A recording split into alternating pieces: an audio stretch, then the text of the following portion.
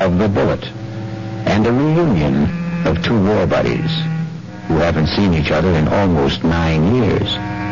Jerry Price, who is alive, and Paul Gardner, who is dead.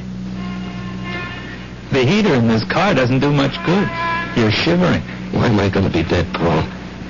Remember the night I went out on the patrol? Yeah, I'll remember that night as long as I live. I completed my job.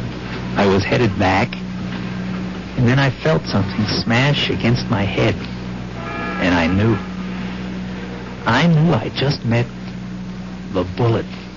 You know, the bullet we used to talk about? I bet you don't remember. Oh, I remember. I felt it slam into me. And then I didn't know anything anymore. Yeah, well, when the guys told me, I went out to get you, Paul. Yeah, I might have known you would. 1 minute, I was moving through a rice paddy. And the next minute, I'm sitting in an office. And I knew a lot of time had gone by. Don't ask me how. I knew, that's all. A man was talking to me. What kind of man?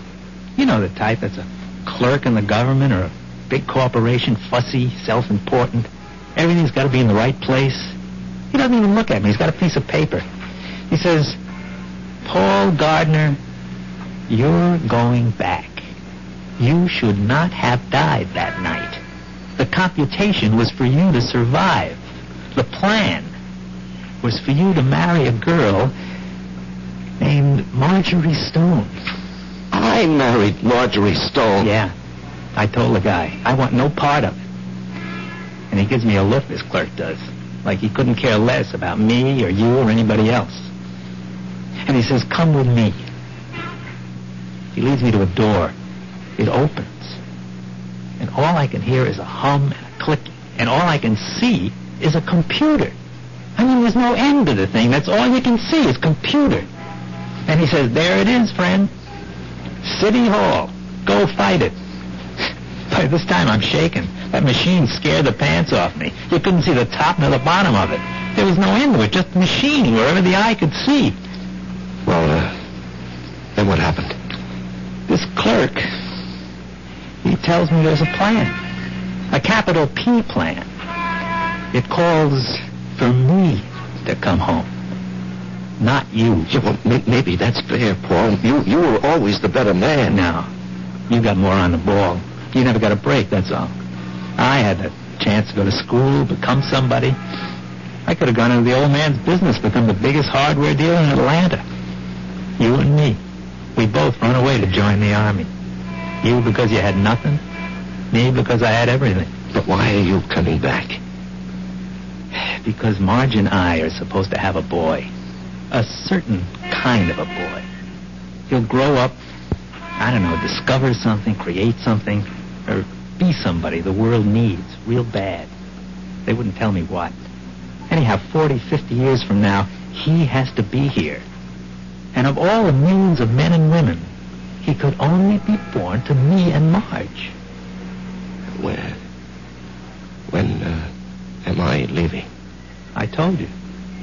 In 2 weeks. How? 9 o'clock at night. A trailer truck will go past Patty Noonan's saloon. Just as you're crossing the street. Well, why does it have to be like that? Because you don't know how careful these things are figured. You could get killed a million ways. But the plan calls for a truck driven by a guy named Ed Clark. Oh, yeah, I know Ed Clark. He doesn't have a good record, so it'll be easy to prove he's a careless driver. He works for a big outfit, so Marge will have a good settlement. But why? I still don't She'll understand. need the money. You see, I won't be a good father. Not as good as you, for sure. Oh, I'll love the kid. I'll love Marge, but I won't be there a lot. You know me. I have to keep moving. But if you know how important it is for the kid... I won't know. Once I'm alive, I won't remember any of this.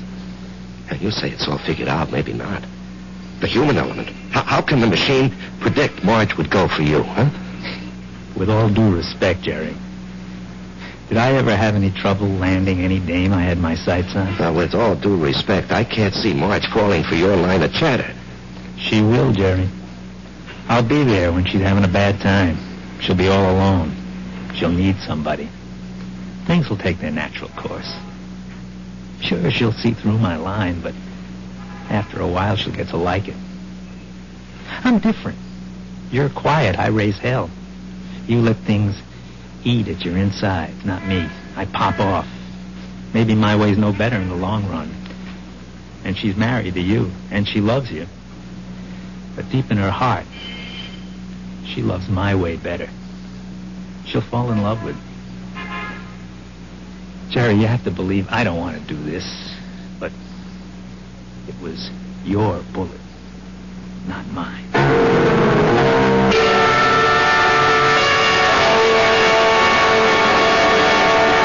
Jerry? What are you thinking about? Oh, the guy downstate wants to cancel a carload of refrigerators, so I'm figuring an approach.